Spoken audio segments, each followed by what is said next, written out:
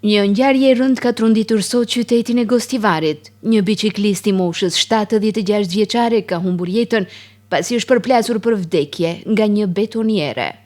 Policia ka konfirmuar se shoferi me inicialet HM, 44 vjeç nga Gostivari që shkaktoi aksidentin, është arrestuar, ndërsa viktima, për fat të keq, nuk mundi të mbijetonte dhe ka ndëruar jetën në vendin e ngjarjes. Kështu njoftojnë nga policia, nga ku theksojnë se sot rreth orës 13 në Gostivar, punonjësit e policisë nga stacioni policor i Gostivarit kanë privuar nga liria shoferin HM 44 vjeç nga Gostivari, duke vepruar pas një denoncimi se në orën 12:35 në kryqëzimin e rrugës Ilinden me rrugën Sede Kostovski në Gostivar, një kamion Mercedes me targa të Gostivarit i drejtuar nga HM ka goditur një bicikletë të drejtuar nga IM 76 vjeç nga Gostivari. Viktima është transportuar në qendrën mjekësore në Gostivar, ku mjeku ka konstatuar vdekjen.